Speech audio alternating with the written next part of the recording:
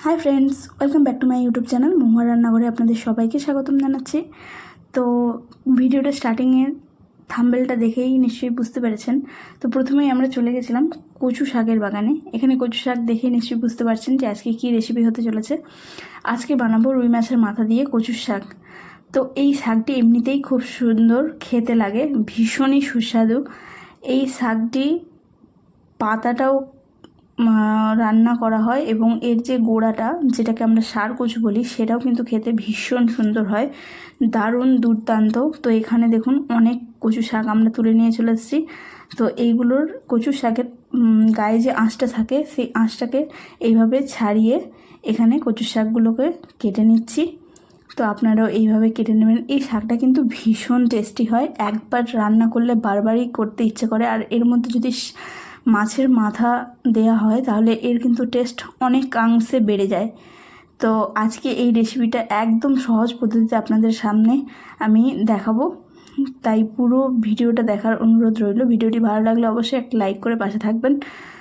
তো চলুন ভিডিওটা শুরু করা যাক। তো এখানে প্রথমেই কচু শাকগুলোকে মা এইভাবে কেটে নিচ্ছিল।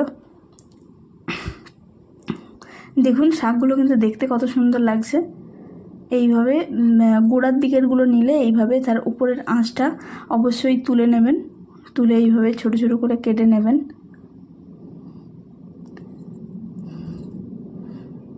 দেখুন কত সুন্দর দেখাচ্ছে। এখানে কিন্তু আমার কচু শাক কিন্তু কাটা কমপ্লিট হয়ে গেছে। তো চলুন এবারে কড়াইতে, এখানে উনানে কড়াই বসিয়ে দিয়েছি। কড়াইয়ের মধ্যে 1 গ্লাস পরিমাণে জল দিয়েছি। জলটা একটুখানি গরম হয়ে যাওয়ার পরে তার মধ্যে কচুর শাকগুলো বেশ ধুয়ে রেখেছিলাম সেই শাকগুলো এখানে দিয়ে দিচ্ছি। তো এটার মধ্যে এবারে লবণ দিয়ে এটাকে ঢাকনা দিয়ে রেখে দেব কিছুক্ষণ যাতে সিদ্ধ হয়ে যায়। তার জন্য কচুর শাকটা কিন্তু অবশ্যই প্রথমে সিদ্ধ করে নেবেন। সিদ্ধ করে নিলে এর যে একটা কালচে ভাব, যে জল, এই দেখুন জলের মধ্যে জলের কালারটা কেমন কালচে হয়ে গেছে, এই জলটা কিন্তু এইভাবে বার করে দেবেন। তো এখানে আমার কচু শাক সিদ্ধ হয়ে গেছে। আমি কিন্তু ওই জলটাকে গেলে দিয়ে তারপরে আবার কিন্তু ভালো করে ঠান্ডা জলে কিন্তু শাকটাকে ভালো করে ধুয়ে নিয়েছি। এখানে কড়াইতে পরিমাণ মতো আমি তেল দিয়ে দিলাম। মাছের মাথাটা আমি প্রথমেই ভেজে রেখেছিলাম, তবু আপনাদের দেখানোর সুবিধার্থে আমি আবারও একবার কড়াইয়ের মধ্যে মাছের মাথাটা দিয়ে দিলাম। আর আমার শাকের পরিমাণটা যেহেতু কম তাই আমি এখানে একটা মাথা নিচ্ছি। আপনাদের যদি শাকের পরিমাণটা বেশি থাকে তাহলে অবশ্যই 2টো মুড়ো নেবেন। আর শাকটা সিদ্ধ করার পরে যেহেতু কম হয়ে যায় তাই আপনাদের পরিবারে যদি অনেকজন সদস্য থাকে তাহলে শাকটার পরিমাণটা একটু বেশি করে নেবেন। তো দেখুন আমার এখানে মাছের মাথা কিন্তু ফ্রাই করা হয়ে গেছে। কড়াইতে আবারও সামান্য তেল দিয়ে কড়াইয়ের মধ্যে দিয়ে দিয়েছি 2টো শুকনো লঙ্কা, 2টো তেজপাতা, সামান্য পরিমাণে কালো জিরা। এটা একটুখানি ফ্রাই হয়ে যাওয়ার পরে এর উপরে দিয়ে দিচ্ছি পেঁয়াজ কুচি। পেঁয়াজটাকে এবারে সামান্য পরিমাণে লালচে করে ভেজে নেব। আপনারাও কিন্তু আমার বলা এই পদ্ধতি অনুযায়ী একবার এই শাকটি রান্না করে দেখবেন সত্যিই খেতে কিন্তু খুব সুন্দর লাগছে। তো পেঁয়াজটা লাল লাল করে ভাজা হয়ে যাওয়ার পরে আমি এখানে প্রথমেই মাছের মুড়োটা দিয়ে দিলাম এবং তারপরে খুন্তি দিয়ে এইভাবে আমি ভেঙে ভেঙে গুঁড়ো করে দিচ্ছি মাছের মাথাটা, যাতে শাকের সাথে মিক্স হয়ে যায়। তো এখানে দেখুন মাছের মাথা দেওয়ার পরে সেটাকে ভেঙে দেওয়ার পরে এর মধ্যে কিন্তু আমি কচুর শাকটা দিয়ে দিয়েছি। দিয়ে এবারে 2 মিনিটের মতো এখানে নাড়িয়ে চাড়িয়ে নেব।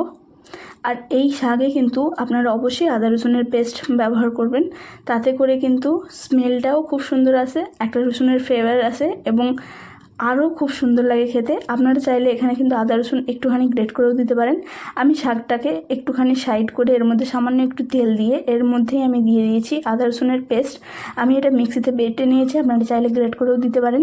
তো এখানে আদা রসুনের পেস্ট দেওয়ার পরে তার মধ্যে আমি 1 চামচ পরিমাণে দিয়েছি লাল লঙ্কার গুঁড়ো আর 1/2 চামচ পরিমাণে দিয়েছি হলুদের গুঁড়ো। তারপরে যেই পাত্রে আমি রেখেছিলাম আদা রসুনের পেস্টটা সেই বাটিতেই আমি জল দিয়ে সেই মশলা জলটা দিয়ে দিলাম। এবারে সমস্ত উপকরণগুলোকে একসাথে মিক্স করে ভালোভাবে আমি নাড়িয়ে চাড়িয়ে নিচ্ছি। তো দেখুন আমার কিন্তু এখানে কচু শাক প্রায় কমপ্লিট। দেখুন দেখতে কত সুন্দর লাগছে, আর এটাতে কিন্তু দারুণ একটা খুব সুন্দর স্মেল বেরোচ্ছিল, খুবই সুন্দর। এইভাবে আপনারা যদি রান্না করেন দেখবেন যে খেতে সত্যি খুব সুন্দর লাগছে। ভাতের সাথে এটা হলেই কিন্তু আর কিছু না হলেও চলে যায়। তো এই পর্যায়ে আমি এখানে প্রায় 4টে মতো কাঁচা মরিচ চেড়ে রেখেছিলাম, সেটা এখানে দিয়ে দিলাম।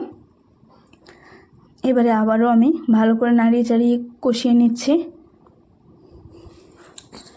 আপনারা প্লিজ একবার ট্রাই করবেন।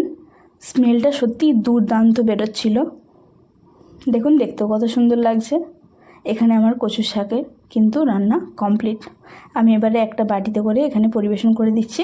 তো দেখুন কত সুন্দর লাগছে। আপনাদের ভিডিওটা কেমন লাগলো অবশ্যই আমাকে জানাবেন।